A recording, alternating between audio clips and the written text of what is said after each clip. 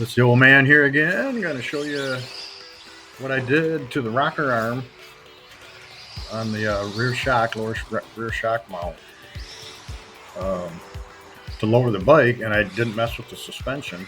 I'm showing you the track footage first here, which is just horrible. That's a Insta360 software glitch. It did an update, and I don't know. It's technology for us. Did it twice on me, but I got 2 more weeks of this track, and so I ran the street tire because I just don't want to wreck the track. And this wood with a knobby, if there's any spot in there, it can get a bite. It'll just rip it open. And we're not doing that, but I want to remember my idea, which is this rocker arm modification. And I did not change the suspension setting on the shock, the rear shock. So I measured this one, which has nothing in the back. I haven't modified the back other than just the spring tension oil. You can see by where this is, without a limiter here, this plastic, it's not a way to gauge them by any means, but this would be down if there was no limit in the front.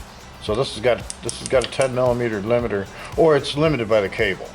So that's what it is. Because I tried that with a cable too on it. But anyway, here's my height. It's the only one that I haven't modified.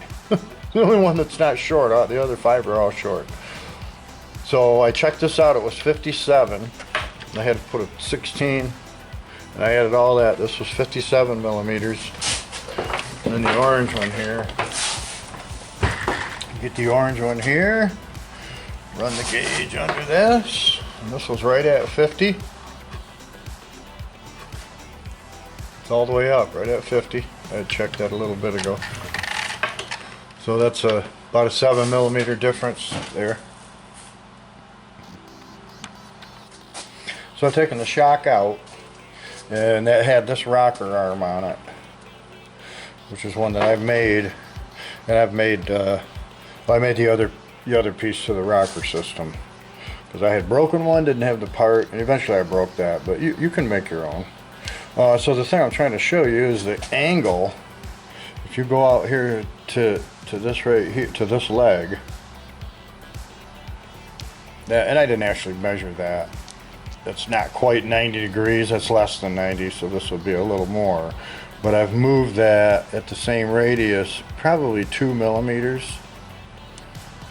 So I increased the angle across here, from here to here. And that's what dropped that bike. So I didn't change the suspension at all. In fact, I didn't even have to, wasn't hitting the seat. It was just getting to it. So I didn't have to add anything in here. So that when the wheel comes up, it didn't hit the seat up here, because that's not cool. But I can tell with because that hard packed track is so much more difficult, and I ran it with the street tire because I don't want to tear the track up. I mean, I'm not going to let bikes go out and tear that up for what we've got, more races happening. But I had the time and did this, and I know this is when they shake the most, is on that hard, kind of a tacky, because if this gets off the tack at all, and then the traction is actually ridiculous with this. I was going to look at the wear on the tire too. I'm glad I thought of that. See if I can get it in and even tell from the video. It's got some abuse. There's some wear on it. I would say substantial given the time.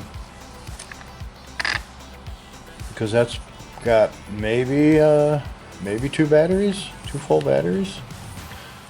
So maybe 25 laps.